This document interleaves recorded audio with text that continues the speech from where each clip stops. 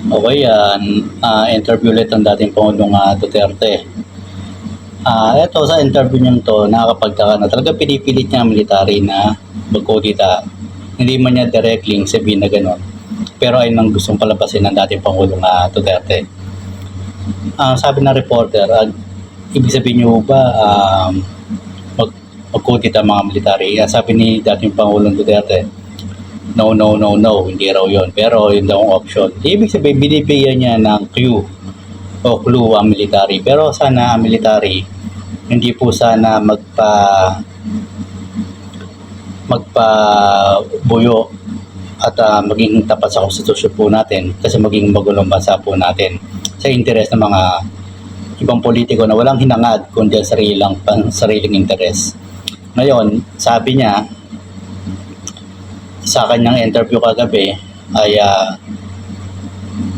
inuubos daw yung pera, yung sweldo ng military ng kasalukuyang administrasyong Bongbong Marcos.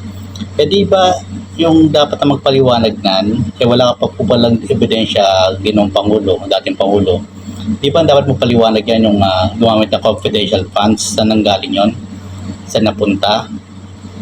Di ba ang anak niyo po na si Vice President Sara Duterte na hindi nire-respeto ang konstitusyon, ang institusyon na Kongreso sa Pangulo. So dapat harapin niya yung kaso. Kung walang issue ay harapin niya po at magpaliwanag. Talagang alatang loloko na naman itong dating Pangulong Duterte. Gusto naman magkudita, magganyan, magkagulo. Kayo pong pamilya nyo nagpapagulo dyan sa ating gobyerno. Kung kayo ay walang ginawang masama, harapin nyo yung kaso, harapin nyo yung issue, sagutin nyo na maayos. Hindi yung gusto nyo kudita para sino kayo makinabang ulit. Kayo ba may napatunayan na rin. Itong war on drugs, ang daming namatay dyan na ayon sa report na inosente may nadamay dyan. So hindi nga perfecto pero binuyo mo yung pulis na kill. So sana ang ating military ay huwag magpabuyo sa politikong pansariling interest lang po ang pinaatupag o ang mahalaga sa kanila, hindi po ang bansa. Sa China nga hindi okay pumalag Sinasabi yung weak leader ang Pangulong Bongbong Marcos, pero kayo binastos nyo si Leni Robredo, si Atty. Laila de Lima, na sinabihan nyo na merong sex scandal na hindi naman verified. Nagkalat pa kayo, abogado ko, dapat matisbartin ho kayo, ginong Pangulo. At katulad ng anak nyo si Sara Duterte na umupa pa raw, ayon sa kanyang video, umupa pa raw ng hitman para papatay ang first family, ang Pangulong Bongbong Marcos.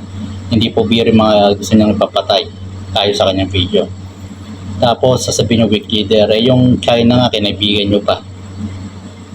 Diba? Kung kasalukuyang Pangulo pa po kayo.